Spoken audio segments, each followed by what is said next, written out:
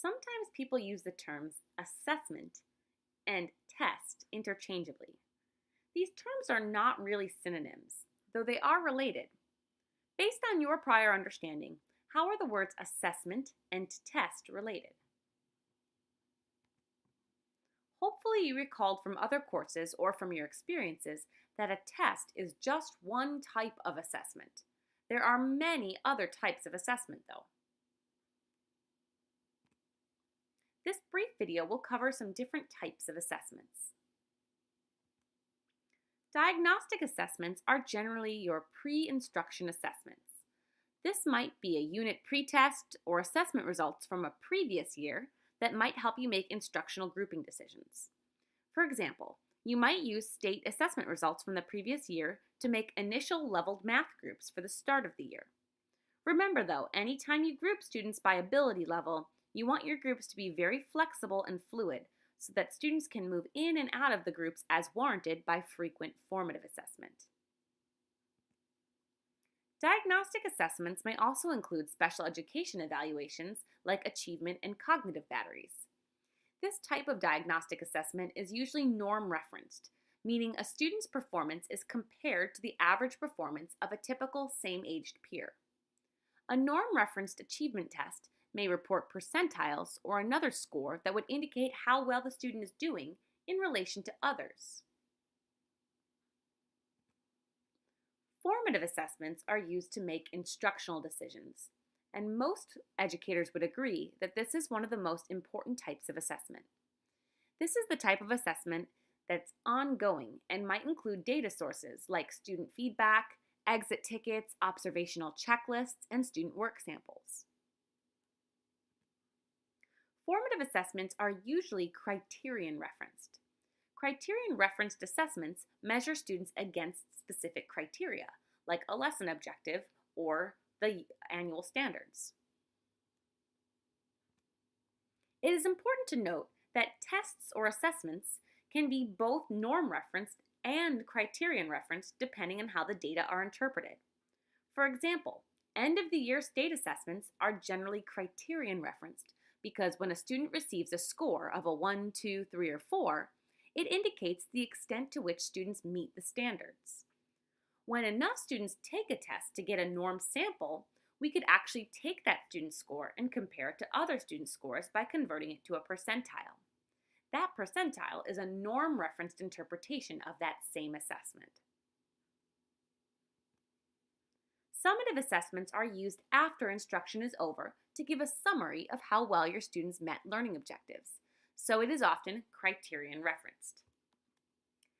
The results of this type of assessment might be a grade entered into the gradebook.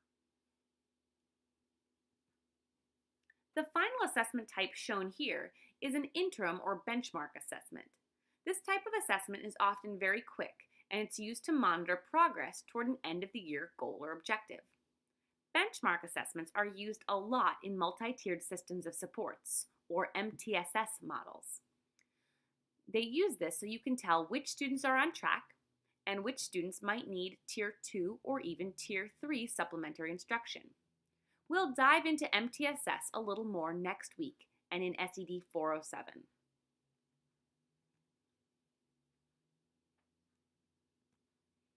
We may also characterize assessments as curriculum-based assessments, CBA.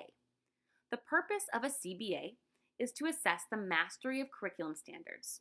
So CBAs are typically criterion-referenced assessments. We can categorize some specific types of CBA. First is the survey CBA. This type of assessment covers a wide span of concepts and skills and is used to figure out areas of general strengths and weaknesses. An example would be if I gave 4th grade students a pretest of math topics from the entire upcoming year. I could use the results of this assessment to help me identify some general areas of strength and weakness, to decide where to begin or continue instruction, and to help group my students for instruction. An untimed focus CBA is focused on specific standards or skills instead of a wide range of them. It is untimed because you want to assess for the mastery of a skill.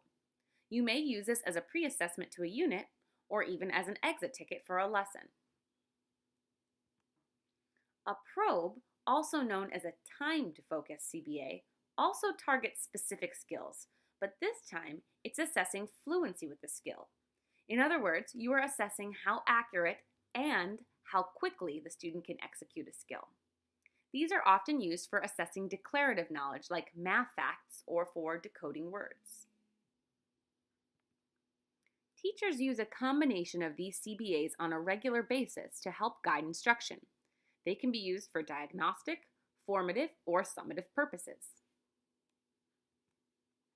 A specific type of CBA is called a CBM, a curriculum-based measurement.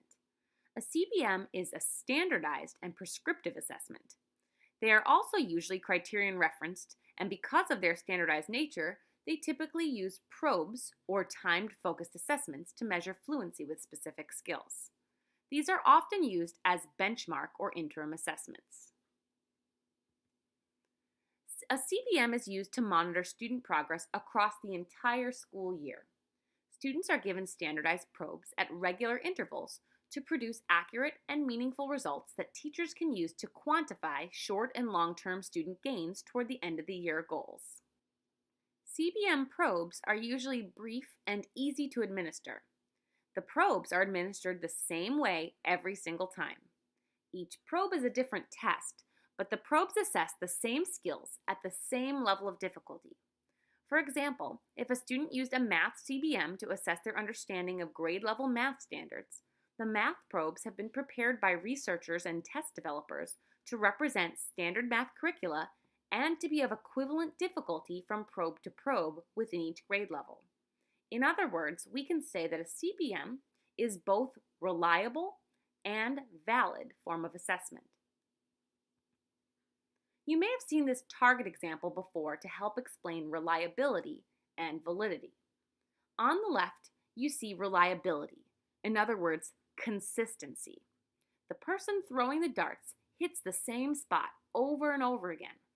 Unfortunately, this example is not valid or accurate because it missed the bullseye. CBM probes that reflect this example may provide consistent results, but it may not measure what you think it's measuring.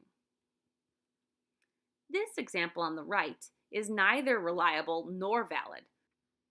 The person throwing these darts is missing the bullseye, thus no accuracy or validity. And the person is also very inconsistent because the darts are all over the board. No reliability. If this were a set of CBM probes, not only would they not measure what you were aiming for, but if a student took each of the probes on the same day, they're likely to get different scores because it's not reliable. This is definitely not what we're looking for in a CBM. The middle example shows both reliability and validity because the darts are on target, meaning they're valid, and they are very consistent, meaning reliable. In terms of CBM probes, if a student took multiple probes on the same day with no instruction between, they are likely to get similar results, and all of those results would reflect the criteria it was aimed to measure. That's what it means to be reliable and valid. It's important to note that not all CBM are written tests. Particularly at early grades, a CBM may measure oral fluency, like identifying numbers. In this case, for a first grade, students would see the paper in the upper left-hand corner and would be asked to read the two-digit numbers aloud. The teacher would then record their accuracy on the score sheet. As I said before, CBM are used to monitor progress. Each time the student is assessed, their score is plotted on a line graph, and throughout the year, those points are connected to visualize student growth. In an MTSS model, all students are screened at the beginning of the year and at a few points throughout the year. Students who require Tier 2 or Tier 3 instruction, those are the ones that aren't meeting the goals, will likely be assessed more frequently, maybe weekly or bi-weekly, to determine if instructional interventions are helping them. CBM are both criterion referenced and norm referenced. Points are plotted and compared to the objective benchmarks throughout the year.